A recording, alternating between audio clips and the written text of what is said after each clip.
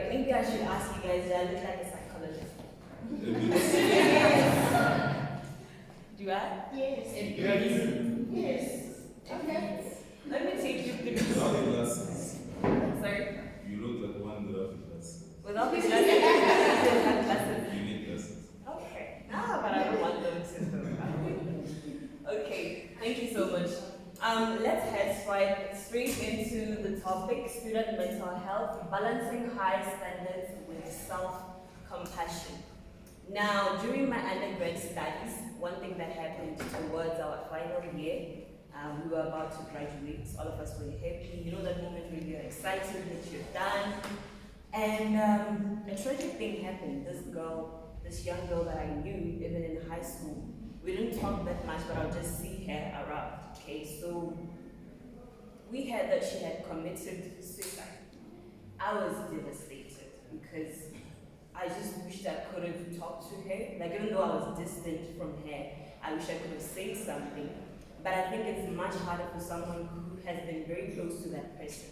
So that is what brings us to try and understand mental health. Because mental health is quite subtle, very quiet, but a lot will be happening inside. We don't understand the reality or what's going on in a person's mind when they decide to commit suicide, right? But it's something that we are facing, and globally in 2019 it was discovered that for 15-year-olds to 29-year-olds, the fourth cause of death amongst that age range is suicide. So that is why we need to understand mental health issues. So today I want us to focus on balancing high standards, which is passing in school, like we all want to graduate, we all want to excel, but at the same time having self-compassion for ourselves, right? Okay, next slide. Thank you. So this is an overview of what we're going to be looking at. We're going to look at what is mental health. We're going to explore the three legs of mental health, basically the three aspects of mental health.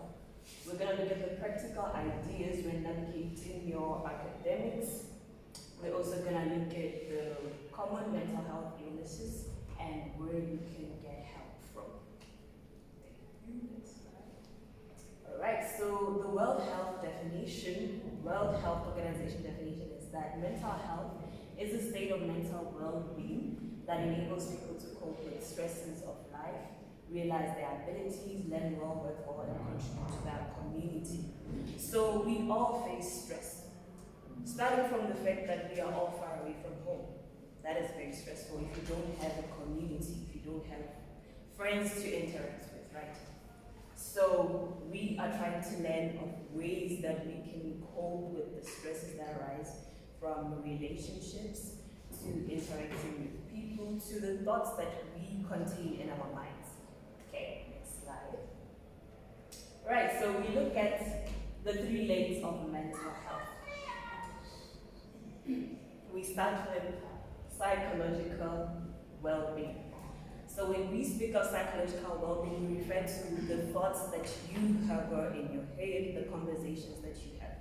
So like, for example, today when you woke up, you probably thought to yourself, I'm gonna take a bath. You were talking to yourself. You also thought, I wanna style my hair into an afro. I like your afro. And you came up with that, right? So when we speak of psychological well-being, we're speaking of the thoughts that you keep up in your mind on a daily basis, even without realizing. So that is why we encourage people to be critical thinkers. Because when you critically think and evaluate your thoughts, you're able to then assess and come up and realize where you're probably missing it or where you can improve. But generally, our thoughts really impact, firstly, our emotions, and they later on impact our behavior.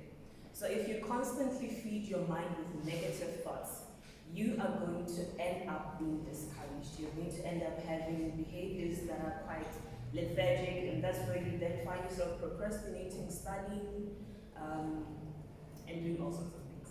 So that's the point when it comes to psychological well-being. I'll just go through all three of them, but we'll go in depth one by one. So emotional well-being refers to how you are able to digest your emotions. suppose you're feeling sad, are you able to then say, why am I sad? What can I do about this sadness, right? And the last one is social well-being. When you interact with your friends, are you able to be authentic? Talk to them? Are you able to listen to them? Are you able to care for them? Are you able to interact with the society? Because some people actually suffer from social anxiety. That's another thing altogether. Alright, and there's also the issue of social media. Social media is a huge one because it really impacts us more than we like to accept. Alright, so let's get into our psychological well-being. Alright. So one of my favorite books under psychological medicine is Psychocybernetics. I usually like to share the books that I read so that in case you want to go deep and understand things, you can actually go and buy the books and get to understand that. So Psychocybernetics, written by Dr. Maxwell. Dr. Maxwell was a plastic surgeon. Now for my ladies, I know that most of us are kind of obsessed with enhancing our features. Perhaps you feel like your nose needs to be more pointed. Maybe you can do a bit of surgery, change this, change that, so that you have a better image, right? So this doctor looked at the fact that he was a plastic surgeon and he needed to understand why would a person want to alter certain body parts of themselves to improve self-image. Does it have to do also with that else? And he discovered that it's not just about altering the physical thing, it's about altering what is in your mind. So no matter how much you're gonna try to alter, let's say, your lips, make them to be fuller, you're not gonna feel satisfied until you actually tell your mind that you are satisfied.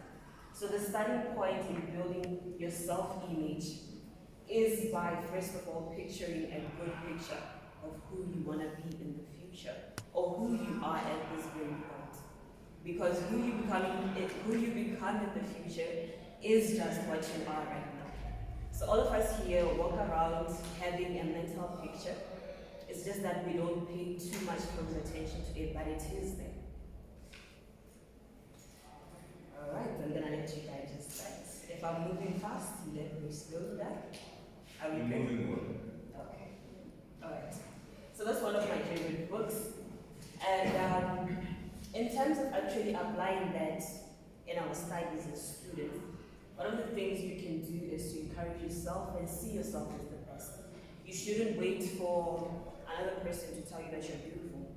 You shouldn't wait for another person to tell you that you're intelligent. Because you can be intelligent and still not think you're intelligent. I used to struggle with that. Smart student, acing, getting straight A's. But there's always that thing when exams come that makes you question and wonder, am I gonna make it? Am I okay? You know, that sort of thing. So you get to have anxiety because you haven't told yourself. It goes back to the thoughts. Build the thoughts within. Then when you get reaffirmation from outside, you can then believe it. Okay? The second thing is avoid procrastination. Procrastination is whereby you decide, I think I'll study a day before the exam. Which is great because some of us say we work well under pressure. Yeah. But I'm not sure, guys. Like, tell me, does it break? No. It does break. It does break. If you're lucky. So the thing about procrastination is that it's gonna put so much pressure on your mind. Now, instead of focusing on studying, you also have to answer the questions that are coming up in your mind. Am I going to be able to finish studying in 24 hours? Am I grasping what I'm studying? Yeah. Now you're overanalyzing everything and you don't know if you're going to pass. So avoid procrastination, get to your books, have a study plan, start from day one. If you have a coursework, break it down and do it bit by bit so that you're able to finish and not put pressure on yourself. The third one is study hard. You do need to study for you to perform well in school. But you can also study smart. Studying smart means that you should be able to have a team that you study with. You should be able to come closer to your lecturers so that you ask them questions in case you do not understand. Alright? And the last one, which is my favorite, is that if you have done your best, then leave the rest to God or nothing. How many of us believe in God? Oh, nice. Okay. So I put that in case there's someone who says, nah, I don't believe in God. So it's okay. Put your best and leave the rest, because there are some things that we cannot control. Suppose on the exam day you're feeling exhausted or you're tired, you're feeling ill. That is beyond your control. So you shouldn't beat yourself up and say, I should have answered this question this way. But you leave it. You just leave the rest to chance. But do your best so that you know I've done my best. Right? Okay, the next slide. The emotional aspect. Another book again, here written by Amanda Levin, it's called Attached. This is a book that explores how we get attached in relationships. It can be romantic relationships, it can be relationships with our parents, with our friends. It basically talks about relationships.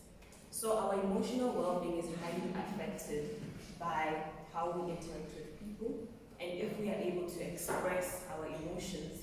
Suppose you're feeling hurt, are you able to tell a person, you've hurt me, I wish you could have done this, this, and that different?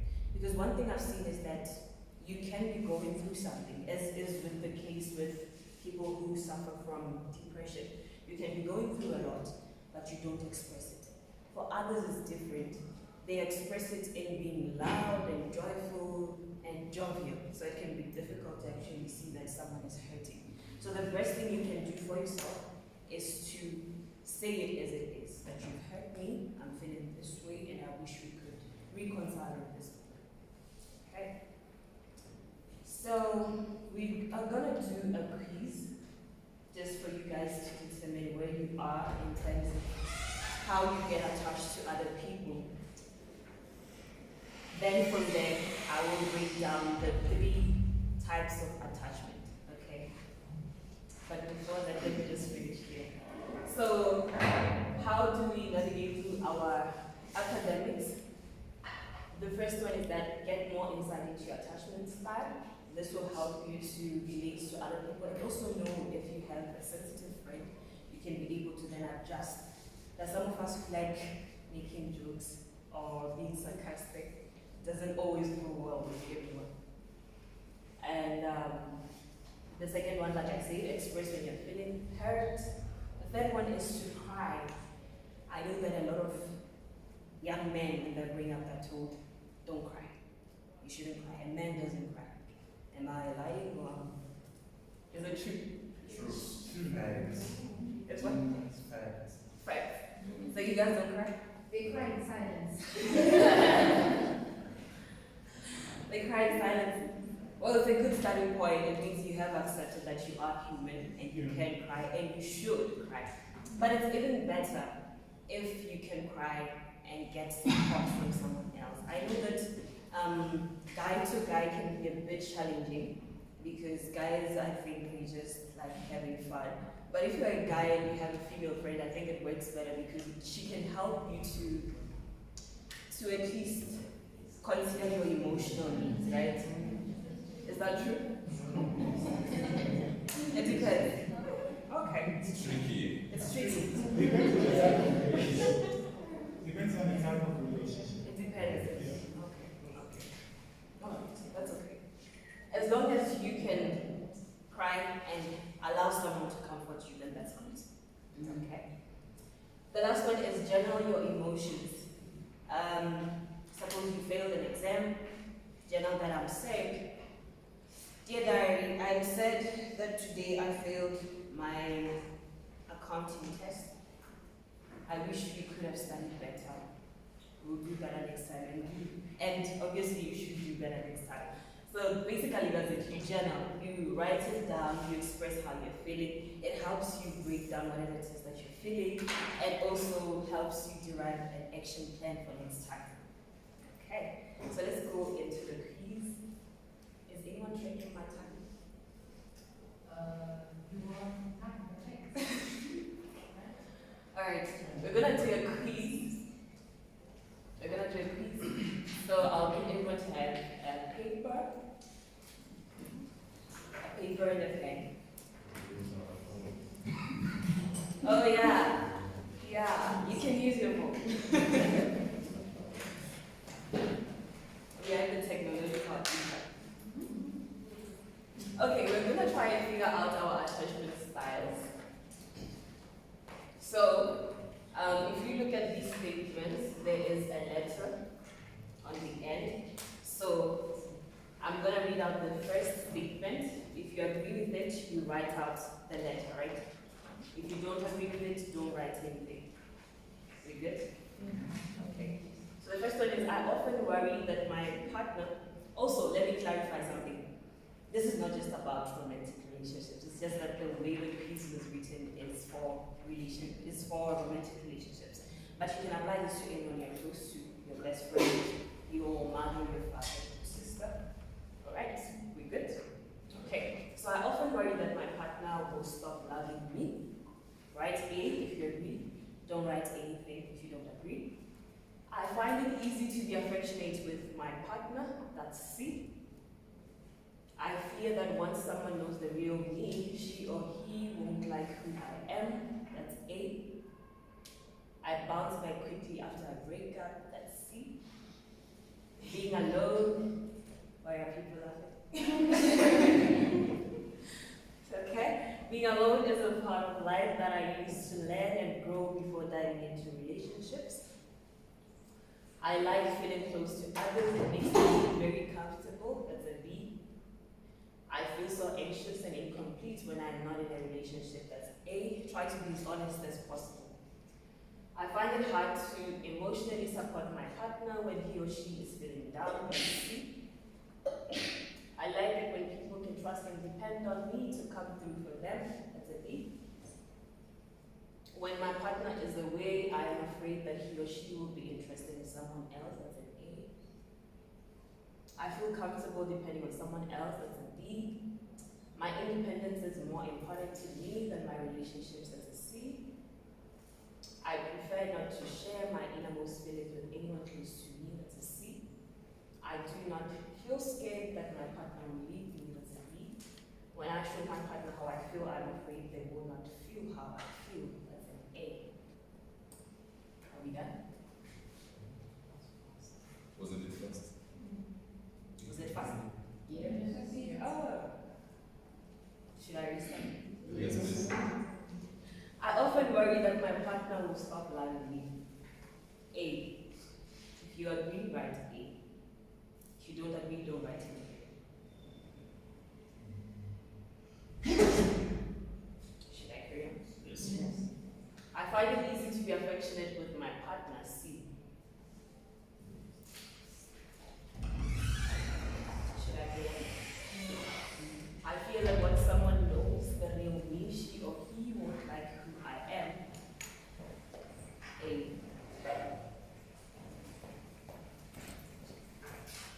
Should I go? I bounce back quickly after a breakup. C. Being alone is a part of life that I use to let it go before diving into relationships. B.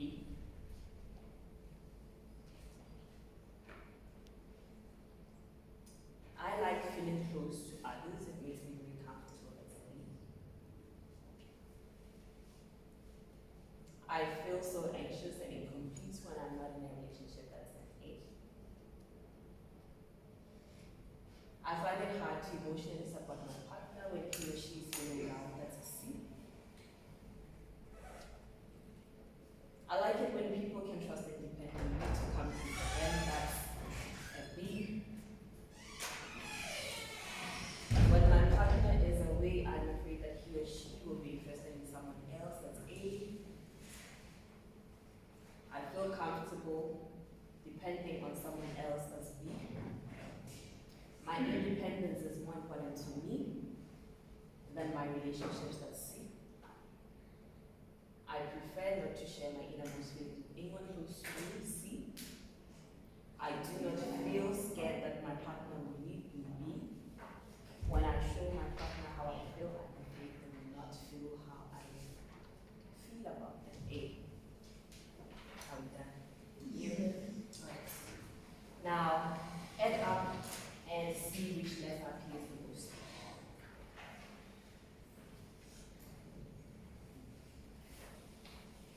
Are we done? Yes. You have the time. Alright, so this is a shortened version of the actual quiz that is in the book. So if you want to do the whole thing, you can then look at the book. But if you have the time, we will explain that. Okay, so if your total A's, if A takes the lead on your answers, it means you have an anxious attachment. You good? It just turns out anxious. If you have C, okay, let me go. Okay, B, if it's B, then you have a secure attachment.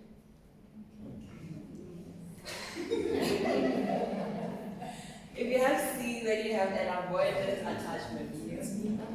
So what combinations we had attacked? Okay, it's between what? B and C. Okay. If you have B and C, that's okay. It may be just that it's a shortened version. But there is another kind where you can have a tie between A and C. It would mean that you are anxious and avoidant also. It's a combination instead. So there are 4 attachment styles. The main 3: anxious, avoidant, secure, and there's also anxious avoidant.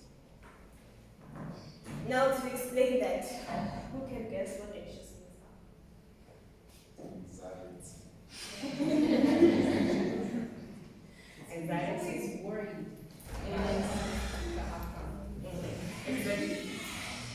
I like her answer. You're always worried about the outcome. So there are 2 ways to look at your attachment style. The first thing is, are you comfortable with intimacy?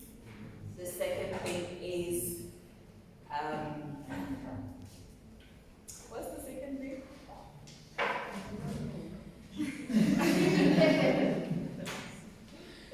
Okay, so the first thing is that, are you comfortable with intimacy? Alright, that's how we measure anxiety and the other side. The other side of things is measured through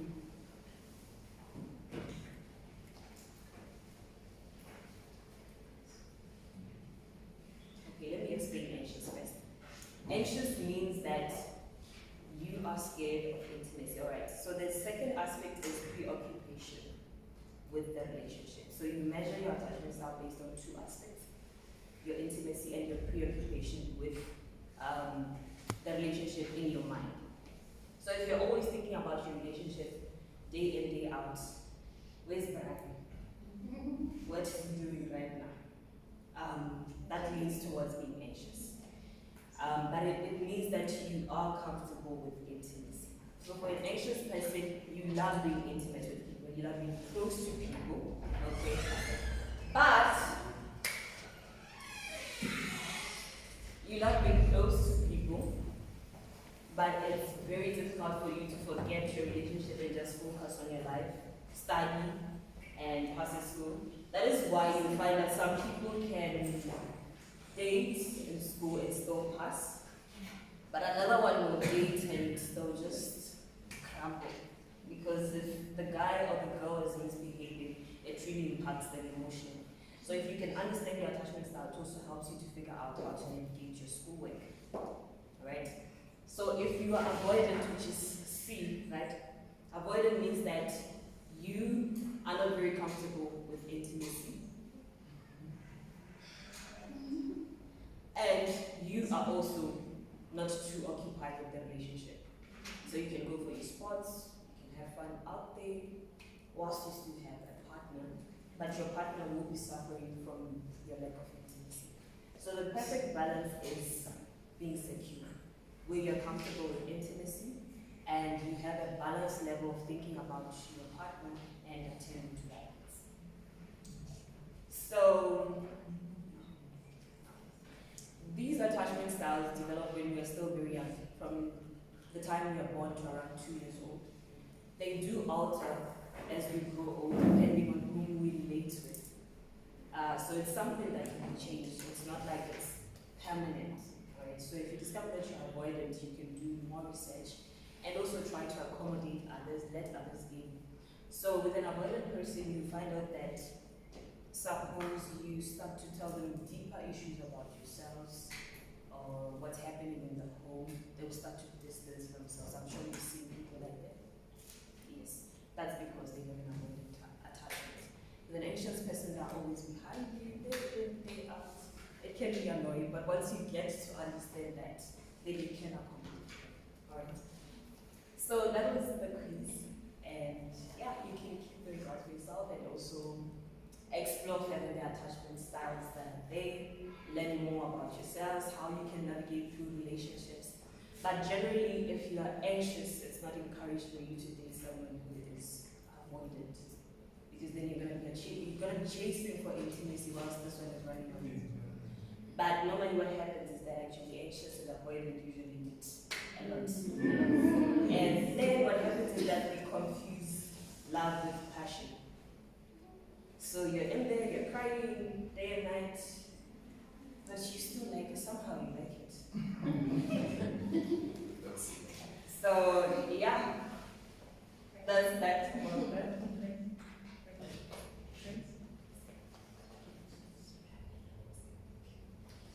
Alright, so we're gonna look at the social aspect. Can I ask how many of us chose our course because we love it? Chose our course because we love it. Okay, quite a lot. How many of us chose because our parents forced us to?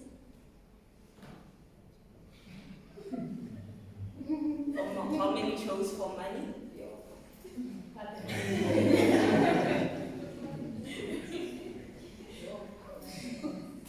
Okay, we have a present. Is the money coming through? Not yet. I'll tell you guys, money will never be enough. So if you chose your course for money, your motivation is gonna be a struggle. But I'll tell you that just finish what you started, you know. So, and also if that's the case, it's okay. You can have friends outside of your course. Let's say you wanted to do engineering, but you are in marketing. Have friends in engineering, ask them how it goes so that you have your idea of what you want to get yourself into and if you would want to get into it. But sometimes we think it's easy on the other side. Exactly. But then with more research you then realize, no, I think I'm okay where I am. So have friends outside of your course, have breaks from social media because everything that is portrayed on social media is true with a pinch of salt. Yes. Everybody wants to portray that they're happy, life is good, but we're all battling something that we won't tell anyone. And the third one is that be authentic. Don't just give in to pressure, just be yourself. In a group where you have friendships, try to be who you are always.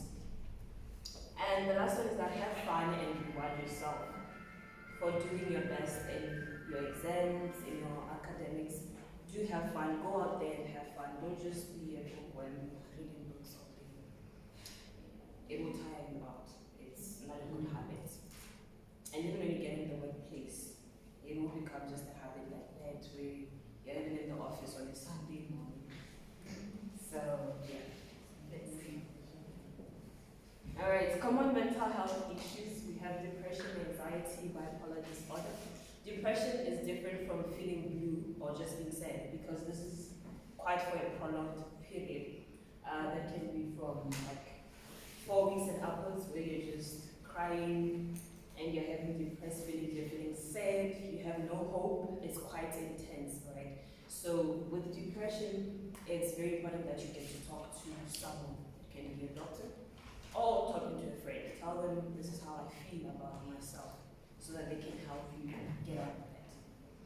Anxiety is whereby you feel anxious. I know that with the exams that we have, it does get us a bit anxious, but with good preparation and believing that you can do it, you will just be fine. So if you are an anxious type and if you also have social anxiety, just learn to interact with people. Just say hi, even if you don't feel like to say hi, just do it for the sake of getting out of that. Bipolar disorder is whereby you have extremely high energy, extremely high feelings, or extremely low feelings. So it's different from depression because you experience highs and lows, but it's not very balanced. It's whereby one morning you wake up, you're fantastic, you feel like you're ruling the world, and the next moment you're absolutely sad. So that's a disorder. So how do you get help? We have the Student Development and Support Center here in TUT. You can always reach out to them so that they help you out. We also have the South African Depression and Anxiety Group. That's that phone number. I'm sure you've seen it a lot of times. But that's that number. You can reach out to them. The last one is that you should talk to friends, talk to family. Just learn to talk.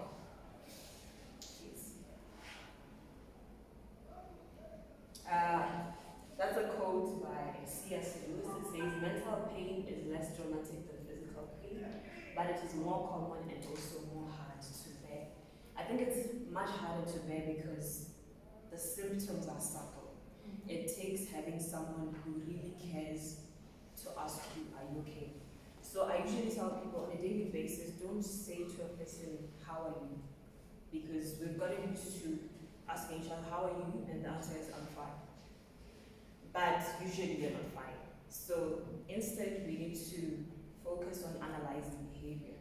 If your friend is too withdrawn on a certain day, ask them, I noticed you are quite withdrawn today. Today you are a bit silent, are you okay? So factor in the behaviors that you notice about them. If they're very happy, ask them, I noticed you're very happy today. Did something happen? And if there isn't a reason, then it's not a good sign.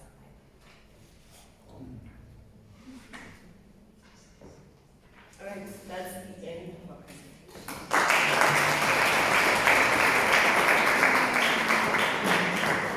Any questions before I go? Okay.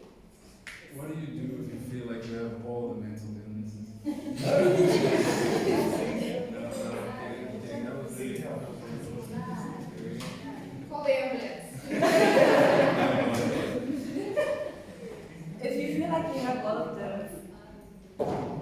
I would advise you to see a psychologist so that you don't do a self-analysis, because sometimes you can think you have all of them, whereas it's just one thing that expresses itself in all different dimensions. So I'd advise you seek professional help in that case. But yeah, can't be all of them. Yes. I have a question. Is it possible to feel as though that the more you open up on the more you investigate? It's possible. It also goes back to your attachment style, because you can feel like if you talk to someone, you want a solution, right? But then you don't get the solution. Someone is just telling you, you're gonna be fine. Life is like that. It's a roller coaster. Yeah, So is that normal? it is normal, but it is discouraged because that way you're trying to be self-reliant.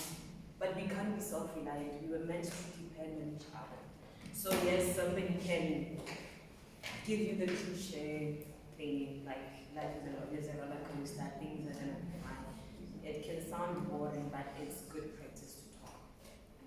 Because then without talking, it can get to a point where it just kills you inside. And you don't have any other way to help yourself out. Any questions? Yes, how do we access the quiz? A quiz. Let me send, are we on the group? Okay, yes. I'll share it with the ISO community. There's a shorter version of the book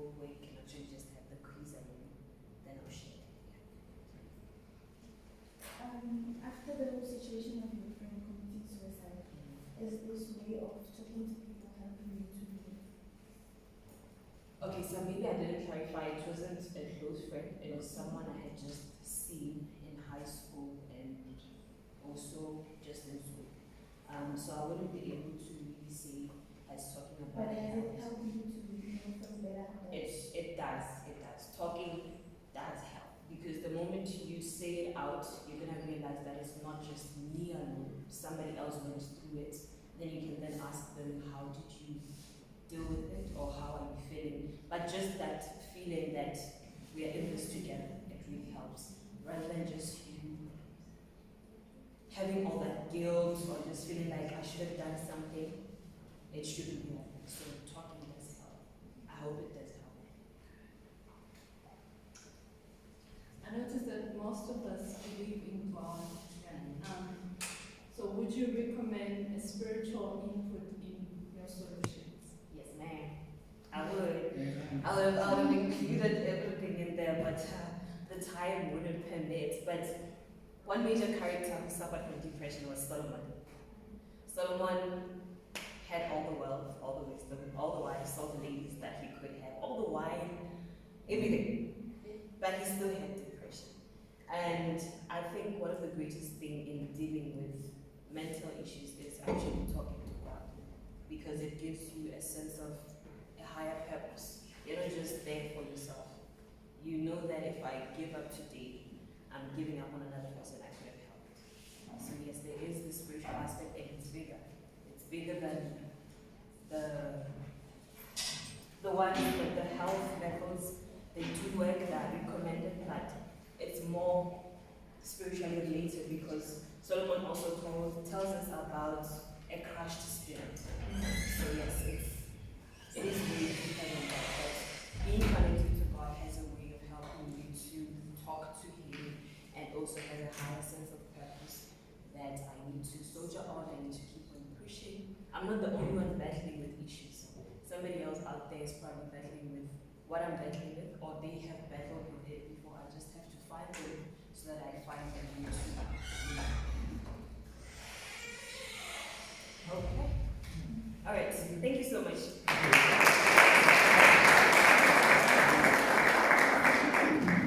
Thank you so much.